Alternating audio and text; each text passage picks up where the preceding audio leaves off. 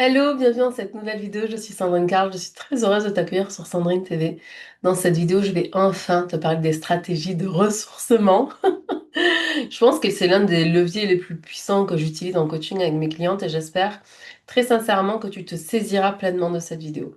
Il n'y a pas de performance sans stratégie de ressourcement. Même les plus grands champions ont des stratégies de ressourcement. Si tu n'en as pas, tu vas simplement t'épuiser, tes actions n'auront plus le poids euh, qu'elles pourraient avoir, elles n'auront plus le même impact, la même conséquence, et du coup tu risques de t'épuiser à faire plein d'actions qui auront beaucoup moins de conséquences. Premièrement parce qu'elles ne seront pas alignées, parce que tu n'auras pas pris le temps de faire du silence à l'intérieur de toi. Et deuxièmement, il n'y aura pas d'énergie quelque part pour soutenir l'action que tu poses. Alors je te l'ai répété ces dernières vidéos parce que je veux vraiment que ça rentre dans ta tête. Parce qu'aujourd'hui, on vit dans un monde de spiritualité déconnectée. On est plein de beaux concepts. À chaque fois qu'on aborde un sujet, les gens nous disent, non mais ça, Sandrine, je le sais déjà, je le sais déjà. Et en fait, il n'y a pas les bénéfices de ce savoir-là.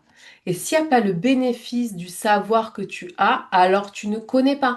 Et si tu ne connais pas, que tu ne reçois pas le bénéfice, alors tu es juste dans un ego spirituel, mais pas en train de vivre et d'incarner ta spiritualité. Maintenant, moi, je m'adresse vraiment aux femmes entrepreneurs spirituelles qui ont un business qui est au service des autres et qui connaissent et utilisent les lois les lois spirituelles en fait de la réussite, du succès, de peu importe en fait toutes les lois qui régissent l'univers. Comment est-ce qu'on s'en sert au service de notre entreprise pour créer de beaux résultats dans notre entreprise, de beaux résultats chez les personnes que l'on accompagne, une vie plus heureuse et plus satisfaisante pour nous. Parce que créer des résultats en termes de chiffre d'affaires dans notre entreprise ou des résultats chez nos clients, mais nous en vivant une vie complètement merdique dans laquelle on s'épanouit absolument pas et dans laquelle on n'est pas du tout en train de se réaliser en tant que femme, en tant qu'épouse, en tant que mère, en tant que sœur, en tant que cousine, en tant que meilleure amie, enfin peu importe en fait, toutes ces vies existent. Et notre objectif, c'est de vivre la plus belle et la plus épanouissante des vies. Et ce que je considère comme la plus belle et la plus épanouissante des vies n'est pas ce que tu considères comme la plus belle et la plus épanouissante des vies. Donc c'est important, on va ici amener ce concept que tu m'as déjà probablement entendu des dizaines et des centaines de fois si tu me suis, mais on va remettre nos antennes à l'intérieur. On a tous un chemin qui nous est propre. Ce chemin, au travers de ce chemin, on est guidé par nos désirs et par nos émotions. Le désir est quelque chose qui naît à l'intérieur de nous et qui est comme un élan, comme ça veut sortir de nous en fait, ça veut se manifester. Et pour que ce désir il puisse se manifester, il faut que nous, on fasse les actions nécessaires et appropriées pour que cette chose que l'on désire se manifeste. Certaines personnes réussissent en étant focalisées sur la performance et c'était mon cas au début. Et je reste une personne très attachée à la performance malgré tout. Et ça m'a valu des remarques de personnes soi-disant spirituelles. Sauf que, je vous le dis ici, ce qui compte, c'est pas de briller. Ce qui compte, c'est de durer.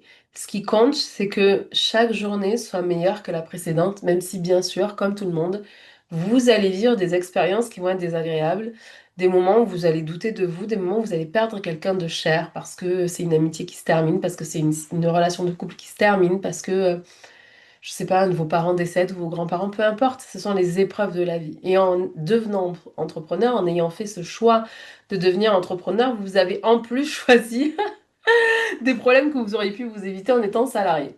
Les problèmes, c'est pas le problème. Ce qui compte, c'est notre réaction par rapport à ces problèmes. Et notre réaction par rapport à ces problèmes, elle dépend de nos stratégies de ressourcement. Je vais vous donner un exemple. Si vous êtes, imaginons, même comme que vous soyez ou pas, n'a pas d'importance parce que vous pouvez vous représenter la scène. Vous êtes une maman, vous êtes débordé, votre cerveau il est saturé, vous êtes en plein lancement. Ce que j'entends souvent, c'est non mais Sandrine, mon mari il m'aide mais il comprend pas. C'est comme si toute la charge mentale c'est moi, c'est tout le temps moi, blablabla. Donc vous êtes ce genre de maman hyper stressée, hyper contrôlante qui n'arrive pas à lâcher prise. Et du coup, vous êtes en hypertension. Puis là, vous avez un live dans une demi-heure une masterclass, un webinaire pour parler de votre offre, et puis votre enfant, vous êtes seul avec, fait une énorme crise. Est-ce que vous pensez sincèrement que cette crise va être neutre pour votre activité. Non. Versus, vous êtes la même maman. Sauf que, avant d'aller chercher vos enfants à l'école, parce que vous savez que ce soir vous avez une masterclass, vous avez pris 1 heure de temps pour vous. Vous avez pris un bain, vous vous êtes détendu, relaxé. Vous allez chercher votre enfant à l'école, à la crèche, peu importe, et il fait une crise. Les ressources que vous avez pour gérer la crise à ce moment-là ne sont pas les mêmes. Parce que vous, votre système nerveux, il a été régénéré. Parce que vous, vous êtes ressourcé. Vous avez créé pour vous du calme, de la paix, de la confiance à l'intérieur de vous. Eh bien, c'est à ça que servent les stratégies de ressourcement. Et des fois, au début, en tout cas, quand je travaille avec certaines personnes, elles me disent, non mais Sandrine, c'est du temps perdu. Là, si je prends 1 heure on aller chercher mes enfants, ça veut dire que pendant 1 heure, je travaille pas. Ok, là, c'est un exemple énorme. 1 heure de temps, il n'y a pas besoin d'1 heure de temps. Des fois, une dizaine de minutes, ça suffit à écouter une méditation, à mettre les jambes en l'air contre le mur et s'allonger sur le sol, à lire 10-15 minutes votre roman du moment, enfin peu importe en fait. Mais ce temps-là, c'est un temps de recharge pour votre cerveau. Ce que vous devez comprendre, c'est que du coup, il y a 4 types d'énergie. Haute énergie positive, basse énergie positive, haute énergie négative, basse énergie négative. Quelqu'un qui n'a pas de stratégie de ressourcement, sa journée commence à ça. Il se réveille, il a à peu près de l'énergie, si tout va bien, ok, il a de l'énergie, il va travailler, il va être enthousiaste, il va être porté par la joie, tout va bien se passer, mais à un moment donné, son, ses capacités en fait en dopamine vont s'épuiser. Et là, il y a 2 possibilités. Soit la personne fait un cycle normal, enfin comme traditionnel, comme la plupart des gens, c'est-à-dire que la personne va continuer de vouloir performer alors qu'elle a épuisé ses réserves en dopamine. Et donc du coup, en fait, elle va rentrer dans une haute énergie négative. Alors c'est quoi une haute énergie négative? C'est du stress, de la pression, de la tension, de l'anxiété, de la colère aussi, c'est une haute énergie négative, mais des émotions, des sentiments, des sensations qui vont vous mettre en mouvement encore. La peur est dans les hautes énergies négatives. En fait, vous allez continuer à passer à l'action, mais dans le combat. Et donc, du coup, vous n'allez pas du tout avoir la même puissance de tir, si je peux dire ça comme ça, c'est ce qui me vient en tout cas. Vous n'allez pas avoir la même puissance dans vos actions quand vous allez poser une action, parce qu'en fait, vous êtes juste en train de vous épuiser de plus en plus et de plus en plus et de plus en plus. Et donc, quand arrive la crise de l'enfant, à ce moment-là, vous vous êtes déjà complètement épuisé et votre cerveau, comme il ne peut pas gérer, il va décharger. Donc, vous allez crier, vous allez vous énerver. Après, vous allez vous en vouloir, vous êtes énervé, mais bref, et vous allez chuter en basse énergie négative. Donc, vous allez douter, vous allez penser que vous n'êtes pas assez une bonne mère, que vous allez penser que vous n'êtes pas assez une bonne entrepreneur, vous allez penser que vous n'allez jamais réussir votre prochain lancement, vous allez commencer à avoir des idées noires, et au bout d'un moment, dans ces idées noires, vous allez ressortir parce que le cerveau se sera régénéré. Vous allez passer par une phase de renaissance, basse énergie positive, vous allez vous calmer, vous occuper de votre enfant, mettre la table, faire continuer à faire vos trucs. Et puis vous allez aller vous coucher. Et le lendemain, vous allez recommencer. Versus, c'est ce que je vous propose en fait de faire, et ce que je propose à mes clients de faire, c'est d'avoir des stratégies de ressourcement. Ça veut dire que vous allez vous lever normal. Ok, vous changez rien. C'est juste que quand vous allez sentir que votre énergie est épuisée, vous allez écouter les ressentis et les messages que vous envoie votre corps et vous allez aller faire une sieste de 15-20 minutes. Je crois que c'est 20 minutes l'idéal pour une sieste. Donc tout le monde peut mettre 20 minutes de sieste dans sa vie, là, enlever les réseaux sociaux. Vous allez voir, ça passe large. Vous allez faire, par exemple, faire une sieste, faire une méditation. Vous allez vous allonger, mettre les jambes au mur. Vous allez lire un peu votre roman. Si vous avez le temps, vous allez aller prendre un bain. Ces stratégies-là vont vous ressourcer. Et au lieu de basculer en haute énergie négative, comme vous allez intentionnellement, une fois que vous avez atteint votre maximum de performance dans la journée, vous allez vous placer en basse, en stratégie de ressourcement, en basse énergie positive, et en fait, vous allez même pouvoir agir depuis la basse énergie positive. Ah, c'est un truc extraordinaire que j'ai découvert parce que moi, j'ai grandi, professionnellement parlant, au niveau de l'entrepreneuriat, avec un délire de, il faut toujours avoir une haute énergie. Alors en plus, il y a le délire un petit peu spirituel qui va avec, mais toujours avoir l'énergie, la haute énergie, blablabla, faire des actions que dans la haute énergie. Moi, j'ai découvert un truc extraordinaire, c'est de faire des actions en basse énergie positive. C'est extraordinaire parce que tu peux passer ta journée en basse énergie positive. Et donc, si tu as eu des journées compliquées, chargées, intenses émotionnellement ou mentalement, ou peu importe, et que tu es, ou que t'es fatigué en ce moment, que tu viens de faire un burn-out, en fait, tu peux tout faire en basse énergie. Tout faire en basse énergie positive, ça veut dire que tu vas tout faire avec calme, avec paix, avec confiance. Il n'y aura pas besoin que ce soit une énergie débordante, il y a juste besoin de faire les choses les unes après les autres, par choix, de manière efficace, et pour avoir, c'est tout. Avoir, ça veut dire quoi? Avoir le résultat que tu veux. Donc ça veut dire que tu vas poser une action qui est alignée avec l'objectif que tu cherches à atteindre et que sur cette action que tu vas poser, tu vas découper, tu vas le faire par étapes, tu vas faire la plus petite action aujourd'hui et tu vas pas faire l'action comme si ta vie en dépendait. Tu vas juste faire l'action parce que c'est ce que tu dois faire aujourd'hui, parce que c'est ce à quoi tu t'es engagé aujourd'hui. C'est pas la même énergie. Alors maintenant, comment est-ce qu'on met en place ces stratégies de ressourcement? La première chose, c'est que tu aies une liste de 20 choses qui te procurent de la détente, du plaisir, de la douceur, te relaxent, hein, vraiment des choses qui calment ton système nerveux. Donc ça va pas être de lire des livres de business, tu vois. Typiquement, tu vas lire des livres de business en haute énergie positive, là, pas de problème. Mais là, quand tu es fatigué, tu vas lire un roman, tu vas prendre un bain, tu vas appeler ta copine pour aller prendre un café dans le café juste à côté. Voilà, juste pour passer un quart d'heure, une demi-heure, juste à... J'aime appeler ça ventiler. Je sais pas si vous connaissez ce terme, on l'utilise beaucoup en psychothérapie. Ventiler, c'est comme avoir un espace dans lequel tu viens te raconter, dire ce qui se passe, etc. Et le fait de le dire, en fait, ça te permet de d'apaiser. Donc, je veux que tu fasses une liste de 20 choses. Et je veux que tu t'assoies et que tu fasses ta liste de 20 choses. Et si vraiment tu n'y arrives pas, tu vas t'asseoir pendant, allez, une demi-heure. Si vraiment tu n'y arrives pas, c'est pas grave, mais tu t'y remets. Je veux vraiment que tu trouves 20 choses. Crois-moi, au début, c'est extrêmement difficile. Je le sais parce que ça a été difficile pour moi. Parce que moi, j'étais calibrée pour la performance, j'ai été élevée comme ça. Donc, ben, les stratégies de ressourcement, la détente ou le plaisir juste pour le plaisir ou des choses comme ça n'existait juste pas dans ma réalité. Donc, ça a été difficile de le mettre en place. Et surtout, plus j'accompagne des femmes et le plus elles sont avancées dans leur vie, elles ont eu des enfants ou des entreprises ou des choses comme ça, où elles se sont vraiment pleinement engagées dans leur vie en fait, le plus tu te rends compte qu'elles ont fait passer leur mari en premier, leurs enfants en premier. Ce que je veux te dire ici, c'est que ce que je vais te demander moi, c'est de te donner du temps pour être plus disponible pour ton mari, tes enfants, tes clientes, etc., etc. Et ça prend du temps d'aller reconnecter avec ce qui t'apporte du plaisir. Mais il y a un truc, c'est que si je pars dans tout ce qui est spiritualité hindouiste, on va parler des chakras ici. Ce que je veux que tu comprennes, c'est que les hommes, leur centre d'énergie principal, c'est le chakra racine, celui de la sécurité. C'est pour ça que les hommes qui gagnent beaucoup d'argent sont attirants pour les femmes. C'est pas parce qu'ils gagnent beaucoup d'argent, en fait, c'est parce que énergétiquement, ils envoient une vibe, une énergie de sécurité. Et du coup, une femme, quand elle est en sécurité, elle peut accéder, elle, à son propre chakra. Dans le chakra sacré se trouve l'énergie principale d'une femme. Si une femme, elle est en sécurité, financièrement, émotionnellement, mentalement, psychiquement, en fait, elle va accéder à son centre d'énergie, elle va le faire agrandir et dedans, elle va trouver la créativité et l'abondance, par exemple. Elle va pouvoir monter cette énergie pour se réaliser.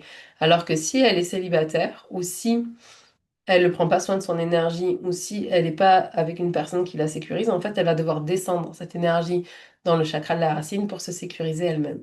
Alors, c'est toujours vrai qu'on fait un travail sur l'émotionnel et sur la sécurité intérieure, mais quand tu es une femme, en fait, il faut que tu prennes soin de cet espace énergétique parce que c'est là que se trouve ta créativité. Et à ta créativité, connecter ton abondance. Donc en fait, si tu veux accéder à ton abondance, ben, il va falloir mettre plus de plaisir. D'ailleurs, le chakra numéro 2, c'est aussi le chakra du plaisir. Donc, c'est important de remettre du plaisir et du désir quand on est des femmes. Quand on parle d'entrepreneuriat au féminin, si on ne parle pas de plaisir et de désir, on passe un peu à côté de l'entrepreneuriat au féminin. Pourquoi? Parce qu'on va utiliser des stratégies qui sont faites par des hommes pour des hommes. Ça ne veut pas dire qu'elles ne fonctionnent pas. C'est juste que nous, notre manière de les utiliser va être différente de la manière des autres, des autres hommes. Dans les faits, sur le papier, c'est la même action. C'est juste la manière dont on va le mettre dans notre emploi du temps. Je vais donner un autre exemple par rapport au cycle féminin. Le cycle féminin, si c'est quelque chose que tu n'as jamais étudié, pris connaissance déjà mentalement et que tu as regardé comment ça s'appliquait à toi, c'est dommage parce que dans l'entrepreneuriat, c'est comme un des plus grands leviers que j'ai trouvé dans mon parcours d'entrepreneuriat. Au fil de notre cycle, on passe également par différentes énergies. Et regarde bien, parce que tu vas te rendre compte que on passe aussi par des énergies. On est en haute énergie positive. En fait, on commence en basse énergie positive. Haute énergie positive, on va dire que en gros, pendant la phase de nos menstruations, on est en basse énergie. Soit en basse énergie négative et on ressasse et il n'y a rien qui va, soit en basse énergie positive, juste on accueille, on accepte. Et ensuite, petit à petit, on va aller dans la phase du coup de la haute énergie positive, dans laquelle on va rester pendant 10 à 15 jours, sauf si on est malade et tout, mais en gros, l'énergie, c'est à peu près ça. Et cette énergie, elle va décliner ensuite pour rentrer dans la phase menstruelle. Et quand elle décline, en fait, c'est là qu'on passe par la phase lutéale, on va avoir moins d'énergie. Et si on ne prend pas soin de notre énergie à ce moment-là, c'est là qu'on va vivre des SPM compliqués et des choses comme ça. Donc les stratégies de ressourcement, elles sont bonnes à chaque étape du cycle, mais elles le sont d'autant plus importantes quand on est dans la phase lutéale. Et ce sur quoi je voudrais attirer ton attention, c'est que si tu es une femme entre 35 et 45 ans en train de regarder cette vidéo, tu t'approches de la périménopause. Et donc du coup, ça veut dire que tu vas être plus calibré, on va dire, sur l'énergie lutéale. Et oui, c'est ça, lutéale. Et donc du coup, en fait, le plus tu vas mettre des stratégies de ressourcement dans ta vie, le plus tu vas rester dans la performance. Je te mets des gros guillemets ici parce qu'on ne cherche pas la performance pure, on cherche juste à se réaliser pleinement en prenant soin de soi. Et tu vois, mon mouvement, c'est se réaliser pleinement, haute énergie positive, en prenant soin de soi, basse énergie positive.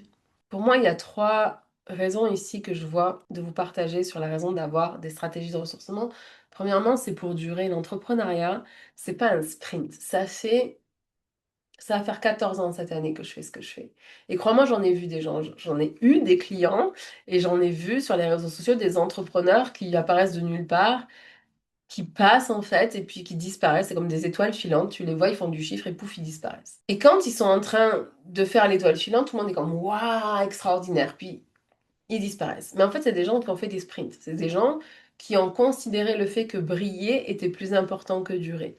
Ici, on n'est pas en train d'entreprendre pour briller, on est en train d'entreprendre parce qu'on ne peut pas faire autrement qu'entreprendre. Pas parce qu'on n'a pas le choix et qu'on est dans une situation compliquée et que on veut plus d'un patron et blablabla. C'est comme, moi je m'adresse pas à ces personnes-là ici. Je m'adresse aux personnes qui ne peuvent pas ne pas être entrepreneurs.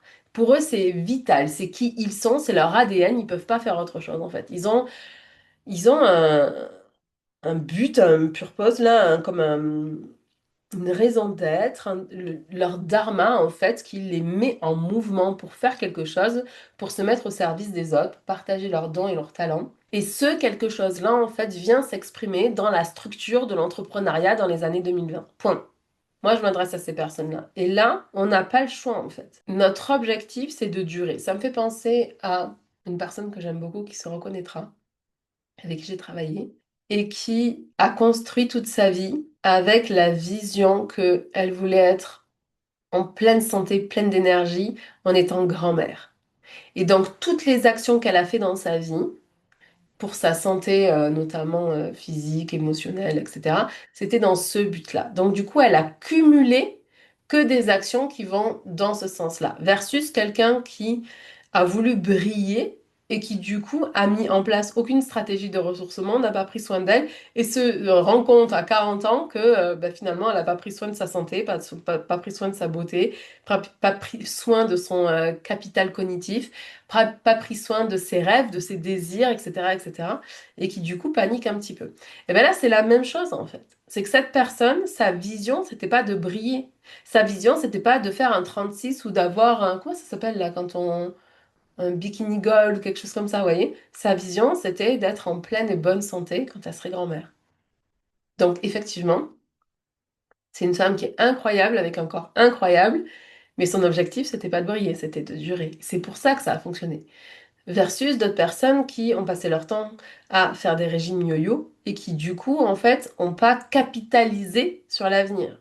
L'autre chose que je voulais voir avec vous, et l'intérêt d'avoir des stratégies de ressourcement, c'est vraiment une fois qu'on a cette vision de durée, de long terme, c'est de d'associer ça avec un niveau, une qualité de vie qui nous donne le sentiment intérieur qu'on vit une vie extraordinaire.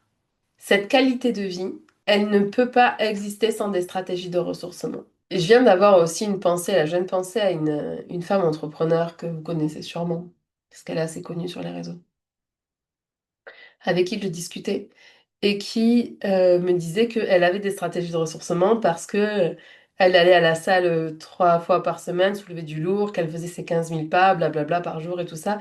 Je lui dis, mais je t'entends, c'est juste que là, ce ne sont pas des stratégies de ressourcement. En fait, là, c'est des stratégies pour accéder à la performance. Et c'est pas une mauvaise chose de vouloir être performante. C'est pas une mauvaise chose d'avoir des standards élevés, d'avoir des rêves élevés. C'est juste que les stratégies de ressourcement, c'est quelque chose qui se met en dessous et qui soutiennent en fait ce désir de performance et d'expansion. Donc, cette qualité de vie, pourquoi est-ce qu'elle est importante? C'est parce qu'elle vous permet de vous sentir plus calme, plus en paix et plus confiante. Quand vous savez que vous êtes capable de prendre vous-même soin de votre propre énergie, bah, du coup, vous savez que vous pouvez vous donner dans un objectif, une mission, une vision, parce que vous savez que vous avez les ressources à l'intérieur de vous pour prendre soin de vos ressources personnelles. Enfin, l'autre chose, c'est, comme je vous le partage régulièrement, pour moi, le but de l'entrepreneuriat, le but de l'entrepreneuriat, c'est de réussir sans forcer.